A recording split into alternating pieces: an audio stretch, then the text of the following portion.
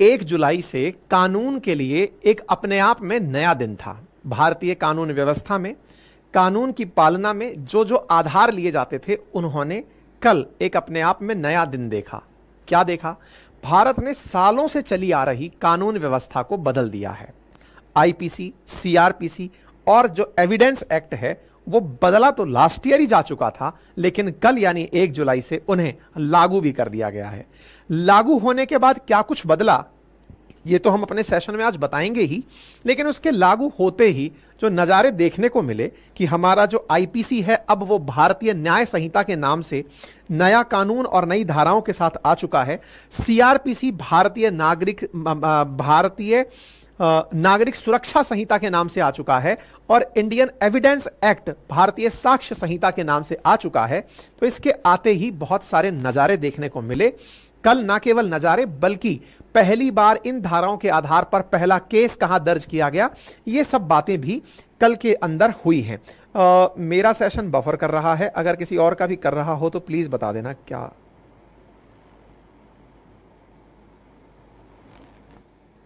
ठीक है? तो कल यानी 1 जुलाई के दिन नए कानून देश के अंदर लागू हो गए। उसका परिणाम क्या निकला? उसका परिणाम यह निकला कि नए कानूनों के आधार पर देश में बहुत सारी जगह जो नई एफआईआर दर्ज की गई, उनमें से 7 पहली एफआईआर दर्ज हुई और उनमें भी सबसे पहली एफआईआर नए कानून के आधार पर मध्य प्रदेश के ग्वालियर के अंदर दर्ज की गई। ग्वालियर में पुलिस स्टेशन है हाजिरा, जहां पर एफआईआर नंबर भारतीय न्याय संहिता की धारा 303 क्लॉज 2 के तहत चोरी के लिए दर्ज की गई। ये यानी कि जैसे ही जुलाई शुरू हुआ और भारत में नए कानून लागू हुए, नए कानून लागू होते ही मध्य रात्रि में अगर आप देखें तो मध्य रात्रि के अंदर 12:10 पर पहला जो मामला है वो दर्ज हो गया। तो 12:10 पर इसके तुरंत बाद में फिर दूसरा एक और मामला दर्ज हुआ। एफआईआर की तिथि और तारीख देखें तो वो छत्तीसगढ़ के कबीर धाम में दर्ज हुआ, जो कि मारपीट की धमकी के ऊपर आधारित था। तो कहने का मतलब यह है कि कल एक ऐतिहासिक दिन था। ऐतिहासिक दिन था अंग्रेजों के काल में बने हुए कानून इंडियन पीनल कोड, जो कि 1860 से चला आ रहा है, उसके हटने का और उसके स्थान पर भारतीय न्याय संहिता के लागू होने का। सीआरपीसी जो कि 1973 से चालू था, वो बदल करके अब भारतीय नागरिक साक्ष्य संहिता के रूप में भारतीय नागरिक सुरक्षा संहिता के नाम से जाना जाएगा और इंडियन एविडेंस एक्ट भारतीय साक्ष्य संहिता के नाम से जाना जाएगा। ये सारे कानून लागू हुए। इसी के साथ साथ ये प्रेस कॉन्फ्रेंस गृह मंत्री के द्वारा भी की गई और उन्होंने कहा कि नया कानून लागू होते ही उस पर केस दर्ज कर लिया गया है। एक और इंटरेस्टिंग वाकया देखा गया और वो वाकया ये था कि बहुत सारे स्टाफ, क्लरिकल स्टाफ, ऑफिसर्स नए कानून के प्रिंट आउट लेकर के केस को किस तरह से दायर करना है, इसके लिए विद्यार्थियों की तरह, जैसे विद्यार्थी एग्जाम में तैयारी करते हैं, कुछ इस तरह से पुलिस स्टेशंस में बैठे दिखाई दिए, ताकि नए कानून के तहत ही केस दर्ज किया जाए। पुराने कानून की धाराएं कल से अमान्य हो गई हैं। अब आपके दिमाग में बहुत पहला प्रश्न यही बनता है कि जो पुरानी धाराओं पर केस दर्ज हैं, क्या वो धाराएं बदल जाएंगी? आंसर पहले ही जान लो, फिर हम आगे बढ़ेंगे। आंसर ये है कि जो केसेस पहले से जिन धाराओं में हो रखे हैं वो उसी धाराओं में चलते रहेंगे, उसी प्रक्रिया से चलते रहेंगे। लेकिन 1 जुलाई के बाद अगर कोई भी केस होता है या 1 जुलाई को भी अगर कोई केस होता है तो वह इन नए कानूनों के तहत ही किया जाएगा। ठीक है ना? तो नए कानूनों में क्या कुछ बदला, उन्हें एक बार में बताना एक सेशन में तो संभव नहीं है, लेकिन फिर भी आपको मोटा मोटी जो बेसिक जानकारी है वो मैं आपको यहां पर देने का प्रयास करूंगा। ठीक है? आप यहां पर कुछ तस्वीरों के माध्यम से देखें कि किस तरह से पुलिस कर्मियों के द्वारा जनता को सूचित किया जा रहा है कि नए कानून 1 जुलाई से लागू हो चुके हैं, जिनमें बाल सुरक्षा संबंधी प्रावधान डाले गए हैं, महिला सुरक्षा संबंधी प्रावधान डाले गए हैं। पुलिस के द्वारा भी लोगों को अवेयर किया जा रहा है। आपको याद होगा कि मैंने इस पर सेशन अगस्त में ही कर दिया था, जब आपको यह बताया था कि भारत की संसद में इस तरह का कुछ प्रस्ताव आ रहा है कि पुराने कानूनों को बदला जाएगा। पुराने कानूनों को बदल करके नए तरह से कानूनों को लाने की जो कवायद है, यह शुरू होते हुए लोकसभा, राज्यसभा और राष्ट्रपति से गुजरी और इन्होंने अपने आप को नए रूप में अब देख ही लिया है। साथियों, नए रूप के आने के बाद में बड़ा प्रश्न बना कि आफ्टर ऑल हमने ऐसा क्यों किया। तो इसके पीछे का जवाब जवाब है 76वीं इंडिपेंडेंस डे सेलिब्रेशन पर प्रधानमंत्री द्वारा लाल किले की प्राचीर से कहा गया था कि भारत का प्लान है कि वो कॉलोनियल माइंडसेट के जो भी एविडेंसेस हैं उन्हें मिटाएंगे। तो ऐसी स्थिति में कहा जा रहा है कि 1860 में मैकाले के द्वारा जो भारत के लिए कानून बनाए गए थे कि अपराध अगर कोई व्यक्ति करता है तो किस तरह दंड दिया जाएगा, तो मैकाले क्यों, हम क्या खुद सक्षम नहीं है क्या? तो हमने उस चीज को हटाते हुए अपने स्तर पर नए कानून बना दिए। अब बड़ा सवाल यह बनता है ये होता क्या है, आईपीसी होता क्या है, किस तरह से काम करता है, मतलब क्या है? देखिए, अगर कोई व्यक्ति किसी भी प्रकार का अपराध करता है तो उस अपराध के लिए कानून बनाए गए हैं कि इन कानूनों के तहत आपको सजा दी जाएगी। तो अपराध के लिए जो कानून बनाए गए हैं उन्हें आईपीसी यानी इंडियन पीनल कोड में रखा जाता है, जैसे मैकाले के द्वारा 1860 में बनाया गया था, 1 जनवरी 1862 में लागू हुआ था। इसको विधि आयोग की सिफारिश के आधार पर लागू किया गया था, यानी कि अपराध अगर कोई व्यक्ति कर रहा है तो उसके लिए प्रॉपर तरीके से मेंशन किया गया कि इस अपराध पर यह सजा दी जाएगी। ठीक है, तो पुराना कानून और नए कानून के नाम आपको याद होने चाहिए। अब बड़ा सवाल यह बनता है कि अब भारतीय न्याय संहिता तो समझ में आया, क्योंकि आईपीसी अब भारतीय न्याय संहिता बन चुकी है। तो ये जो सीआरपीसी है ये क्या होती है? असल मायने में जब किसी कानून के तहत आपका अपराध पता चल गया कि चोरी की है तो ये धारा लगेगी, हत्या की है तो ये धारा लगेगी, धारा तो पता चल गई, लेकिन अब उस व्यक्ति, यहां पर 2 व्यक्ति इन्वॉल्व हुए, एक जिसको नुकसान हुआ है और एक जिसने नुकसान पहुंचाया है। इन दोनों लोगों के साथ पुलिस को किस तरह वार्ता करनी है, उन दोनों को कानून के लिए कोर्ट तक कैसे लेकर जाना है, इस पूरी प्रक्रिया को और जांच किस तरह से करनी है, ये पूरी प्रक्रिया सीआरपीसी यानी कि कोड ऑफ क्रिमिनल प्रोसीजर के अंदर लिखी हुई थी। अब इसे बदल करके भारतीय नागरिक सुरक्षा संहिता के नाम से जाना जाएगा। यहां पर वो सारी गतिविधियां कि क्या क्या करना होता है अगर किसी व्यक्ति पर कोई अपराध, मतलब किसी को लगता है कि इसने ये अपराध किया है तो उसको किस तरह से ट्रीट किया जाता है। ठीक है, अब चूंकि कानून बिना सबूत के कोई बात मानता नहीं है, तो सबूत संग्रह का भी एक कानून है जिसे एविडेंस एक्ट कहा जाता है। अब उस एविडेंस एक्ट को भारतीय साक्ष्य बिल के नाम से जाना गया, एक्ट के नाम से अब जाना जाएगा, संहिता के नाम से जाना जाएगा। ठीक है, उम्मीद है कि अब आपको यह बात समझ में आ गई हो। तो सीआरपीसी जो है वो प्रोसीजर बताती है, आईपीसी धारा बताती है कि आपने इस धारा के तहत काम किया है। अब 3 नए क्रिमिनल मतलब कानूनों के अंदर संशोधन हो गया। अब संशोधन में क्या क्या चीजें चेंज हुई, तो आपके सामने सबसे पहले अगर भारतीय न्याय संहिता की बात की जाए तो इसमें कुल 358 धाराएं रखी गई हैं। इनमें कुल 20 नए अपराध जोड़े गए हैं। आईपीसी जो हुआ करती थी ना, इंडियन पीनल कोड, उसमें 511 धाराएं हुआ करती थी। 33 अपराधों के लिए कारावास की सजा को बढ़ा दिया गया है। 83 अपराधों को जुर्माने की राशि बढ़ाई गई है। 23 अपराधों में अनिवार्य सजा की शुरुआत की गई है। 6 अपराधों में सामुदायिक सेवा का दंड लागू किया गया है। साथ ही 19 धाराओं को निरस्त करके हटाया गया। अब आप पूछेंगे ये सब चीजें कहां से पढ़ सकते हैं, तो इसके लिए मैं केवल इतना कहूंगा कि आप जाकर के, अगर आप वाकई में एक ऐसे कॉम्पिटिटिव एग्जाम में बैठ रहे हैं जहां पर ये सब चीजें पूछी जाएंगी, तो आप उसके लिए अतिरिक्त रूप से क्लासेस लगा लें जहां से भी आपको मिले, या फिर कानून के लिए, क्योंकि इसका अपने आप में डिटेलिंग बहुत सारे सेंटर्स के द्वारा लंबे लंबे समय में करवाया जा रहा है। ठीक है, भारतीय नागरिक सुरक्षा संहिता, अगर आप लॉयर हैं, अगर आप पुलिस अधिकारी हैं, तो आपको आवश्यक है कि इन धाराओं पर आपको अपडेट होना जरूरी है। भारतीय नागरिक सुरक्षा संहिता की अगर बात करूं तो इसमें 531 धाराएं हैं। जो ओरिजिनल सीआरपीसी था उसमें 484 धाराएं ही थी। इसमें 177 प्रावधानों में बदलाव किया गया है। 9 नई धाराओं के साथ 39 नई उपधाराएं जोड़ी गई हैं। 44 नए प्रावधान और स्पष्टीकरण जोड़े गए हैं। 35 धाराओं में समय सीमा जोड़ी गई है।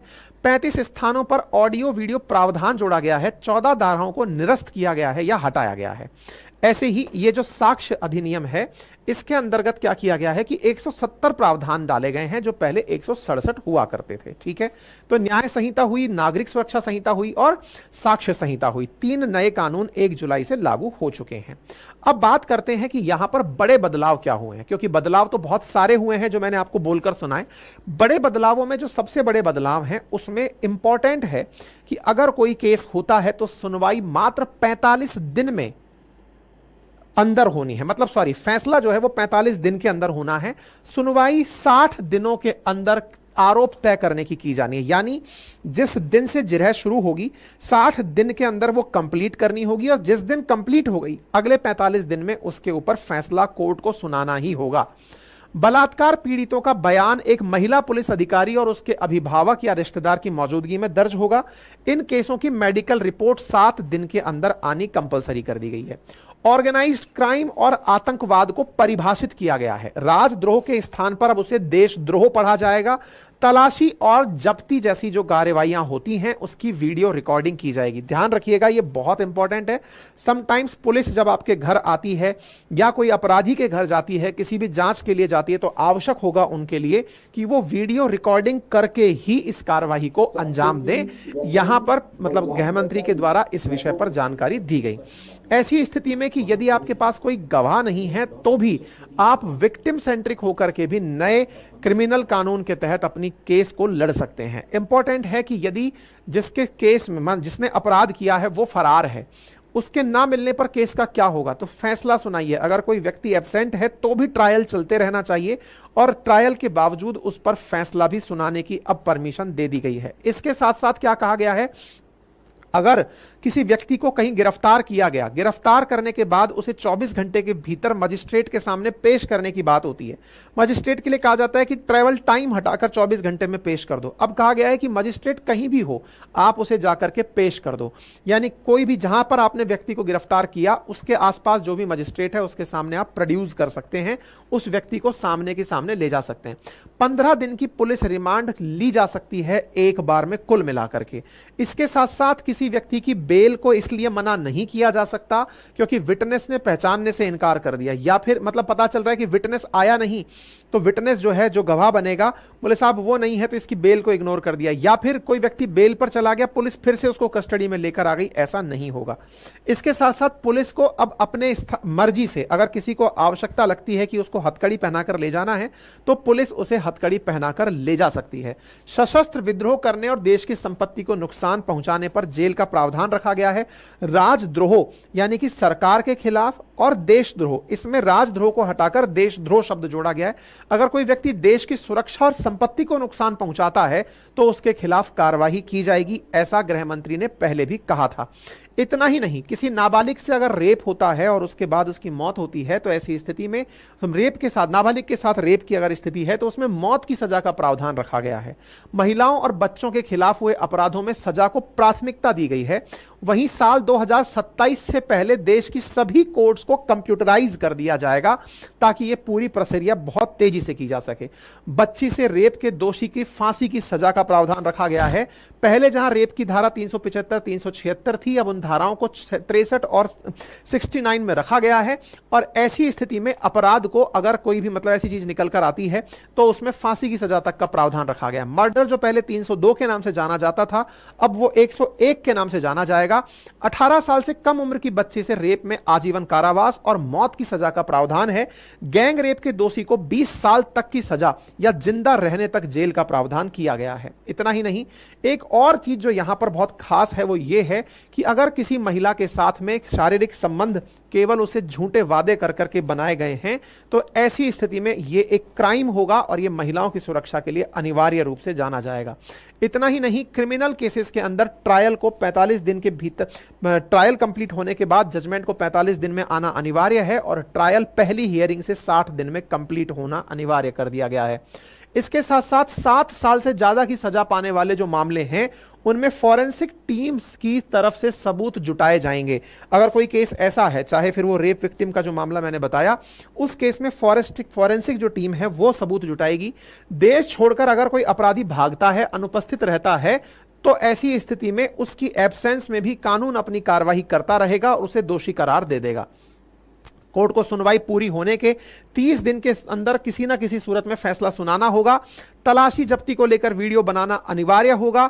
गुनाह किसी भी इलाके में हुआ हो, एफआईआर देश के किसी भी कोने में कराई जा सकेगी। 90 दिनों के अंदर चार्जशीट दाखिल करनी ही होगी। अगर कोई अपराध हुआ है तो पुलिस के लिए मैंडेटरी कर दिया है कि आप 90 दिन के अंदर कंप्लीट चार्जशीट पेश करिए और 180 दिन के अंदर इसकी जांच को समाप्त करिए। 3 महीने के अंदर चार्जशीट और 6 महीने के अंदर हर हाल में जांच को समाप्त करना अनिवार्य कर दिया है। ये ऐसी स्थितियां हैं जिसके चलते अब पुलिस को भी बहुत ज्यादा मुसीबतों का सामना इसलिए करना पड़ सकता है कि उन्हें जो टाइम ड्यूरेशन पहले पता थे, अगर वो टाइम ड्यूरेशन कम में काम करना पड़ रहा है तो उन्हें अतिरिक्त संसाधनों की, तकनीकी की आवश्यकता पड़ेगी। तकनीकी के साथ साथ उन्हें पूरी तरह से काम के लिए टेक्नोलॉजी को भी आधार बनाना पड़ेगा, ज्यादा सुरक्षा उपकरणों को ध्यान में रखते हुए कार्य करना पड़ेगा। यह अपने आप में एक नई चुनौती बनकर आया है। यही कारण है कि बहुत सारे अधिकारी, ऑफिस स्टाफ पुलिस के अंदर इस समय छात्रों की तरह कानूनों को ध्यान से पढ़ते हुए देखे गए हैं। ऐसी बहुत सी तस्वीरें आई हैं।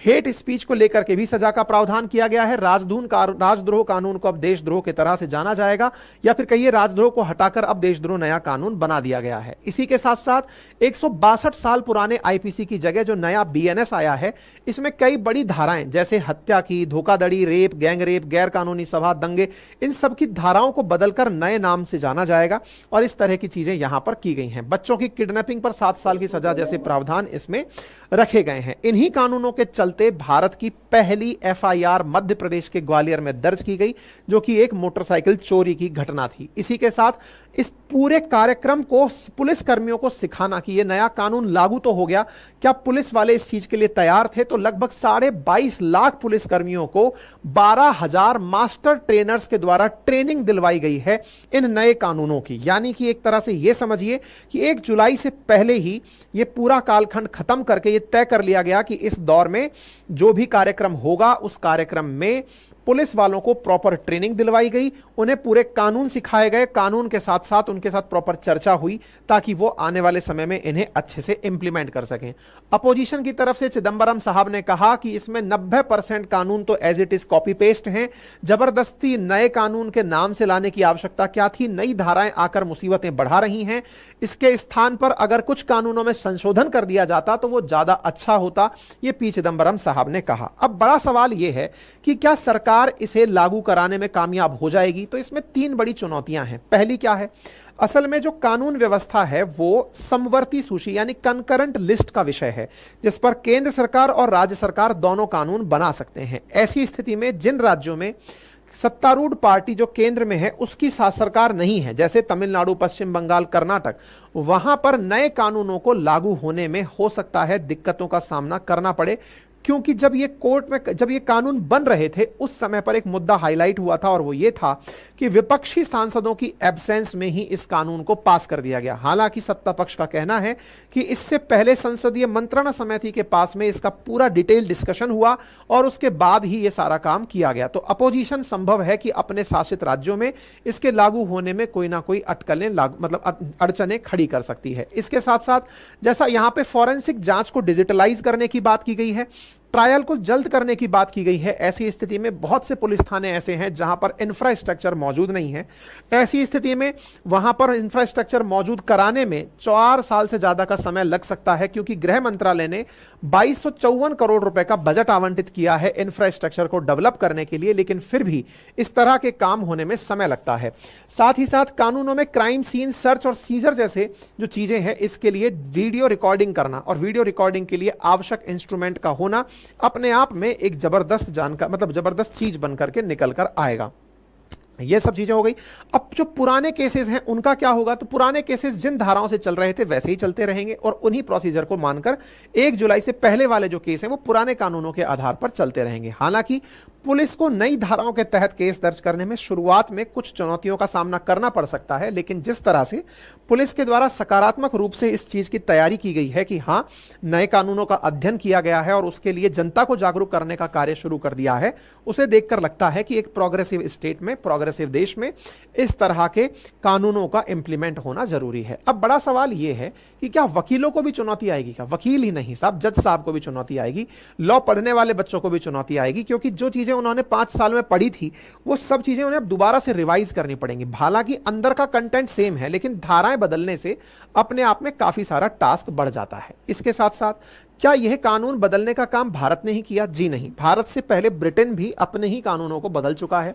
न्यूजीलैंड, स्कॉटलैंड, इंडोनेशिया, घाना, ये सब आईपीसी की तरह जो पुराने कानून हैं इनको बदल चुके हैं या फिर उनमें कोई भी जरूरी परिवर्तन कर चुके हैं। तो भारत ने ऐसा करके पुराने कानूनों को बदलकर एक प्रोग्रेसिव समाज की तरह नए अपराधों को सम्मिलित करते हुए, शामिल करते हुए आगे आने वाले समय को एक नया आईना दिखाने का प्रयास किया है। बाकी आप इस विषय पर क्या सोचते हैं, अपनी राय कमेंट बॉक्स में जरूर रखें। साथ ही साथ हिस्ट्री, ज्योग्राफी, पॉलिटी, इकोनॉमी जैसे सब्जेक्ट्स के लिए अगर आप हमारा जीएस फाउंडेशन पढ़ना चाहते हैं तो वो अपनी पाठशाला एप्लीकेशन पर उपलब्ध है। रिकॉर्डेड फॉर्म में आप जाकर उसे मेरे बैच को ज्वाइन कर सकते हैं। मेरे अपने नोट्स मात्र 1999 में आपको 6 किताबों के रूप में घर पर कुरियर के लिए उपलब्ध हैं, जिसे आप हमारे एप्लीकेशन से ऑर्डर कर सकते हैं। ठीक है।